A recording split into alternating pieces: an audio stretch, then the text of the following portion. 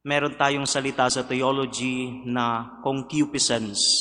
At ang ibig sabihin ng concupiscence in a layman term is weakness. Tayo ay marupok. In the words of Saint Paul, we are earthen vessels. Palayok, gawa sa palayok, gawa sa lapok. We're earthen vessels.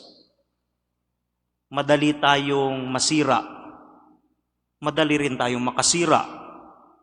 The gospel today is a three temptation that was presented to Jesus by the devil. In the first reading, meron tayong magandang matutunan dito sa ating first reading from the book of Genesis. Ano po ang matututunan natin dito? Merong dalawang puno sa Eden, the tree of life and the tree of the knowledge of good and evil. And the serpent told the woman, "Did God really tell you not to eat from any of the trees in the garden?" Hindi po ito mansanas, no? It's just a fruit.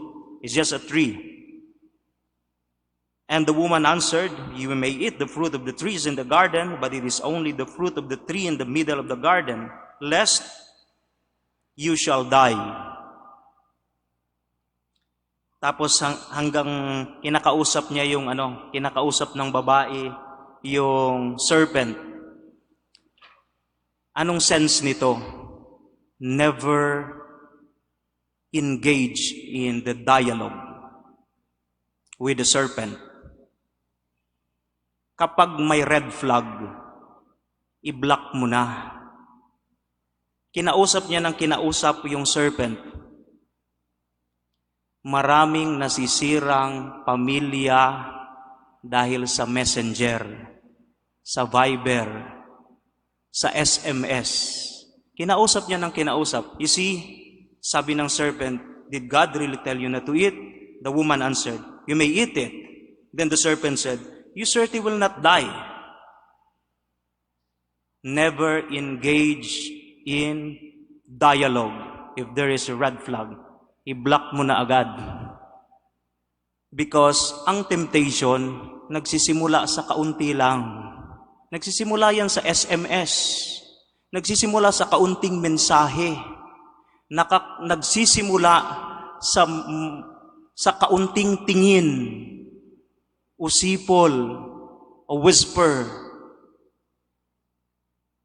Nasira ang pamilya dahil sa messenger. See, that's the original sin. Pumasok ang original sin because of that conversation. Because of that conversation.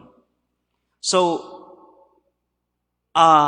nagkautang-utang ka because of that conversation.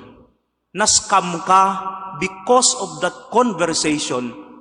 Na sinagot mo, na klinik mo, tapos sumagot uli, bumalik ka uli, the next day, nasira.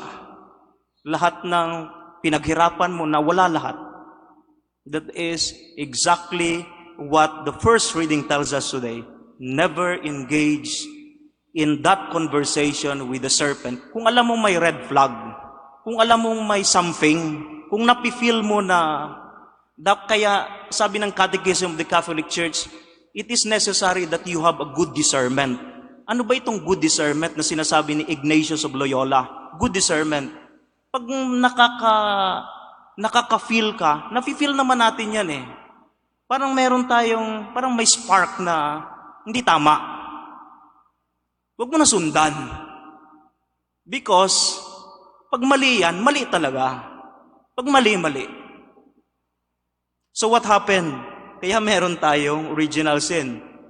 So nagkasala si Adan at si Eva, and that is the beginning of the sin of mankind.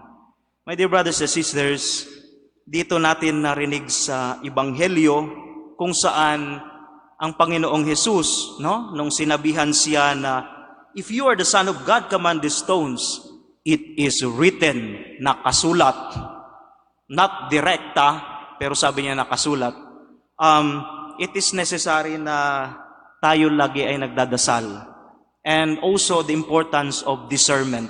I-discern nyo, i-judge nyo, tingnan yung mabuti kung tama ba, no? Tama ba yung tinatahak ko? Tama ba yung desisyon ko? Tingnan nyo, mafe-feel mo naman eh. Pag may kaunting mali, wag mo nang sundan.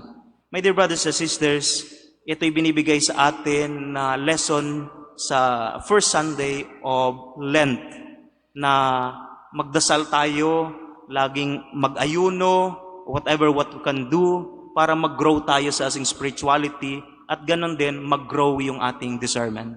Please stand. Let us profess our faith. I believe in God, the Father Almighty, creator of heaven and earth, and in Jesus Christ, only Son, our Lord, who was conceived by the Holy Spirit, born of the Virgin Mary, suffered under Pontius